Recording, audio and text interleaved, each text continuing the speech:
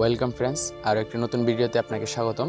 আজকের video topic হলো আপনি কীভাবে ভিডিওর মধ্যে থাম্বনেলটা অ্যাড করবেন। যারা নতুন ইউটিউব শুরু করছেন, অনেকে আছেন যে ভিডিওর মধ্যে থাম্বনেলগুলো অ্যাড করতে পারেন না। মানে এখানে যে দেখতে পাচ্ছেন যে ভিডিওর উপরে কিন্তু একটা আকর্ষণীয় কিন্তু একটা ফটো আছে। এই ফটো আপনি কীভাবে অ্যাড করবেন আপনার ভিডিওতে, সিম্পল একটা কাজ, এক ক্লিকে কিন্তু আপনি ফটোটা আপনার ভিডিওতে বসাইতে পারবেন। এই ফটোর ইউটিউব থাম্বনেল বলা হয়। আপনি কী করবেন, আপনার ক্রিয়েটর স্টুডিও যেটা আছে এটার মধ্যে আপনি চলে আসবেন।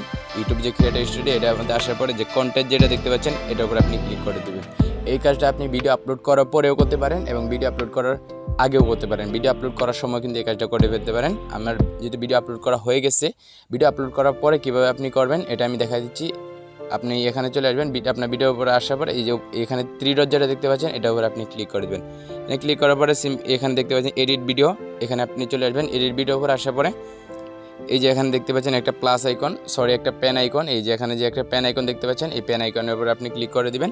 এখন আপনি আপনার ভিডিওর মধ্যে ব্যবহার করা কিছু থাম্বনেল আপনাকে ইউটিউব থেকে রিকমেন্ড করবে যে আপনি এই থাম্বনেলটা ইউজ করতে পারেন অথবা এই থাম্বনেলটা ইউজ করতে পারেন।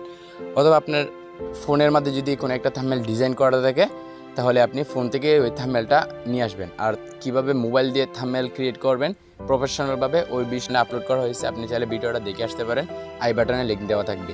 আপনি কী করবেন, আপনার যে থাম্বনেলটা এখানে বসাবেন, এখানে যে চেঞ্জ যে বাটনটা, এখানে যে চেঞ্জ অপশনটা দেখতে পাচ্ছেন, এখানে আপনি ক্লিক করে দেবেন।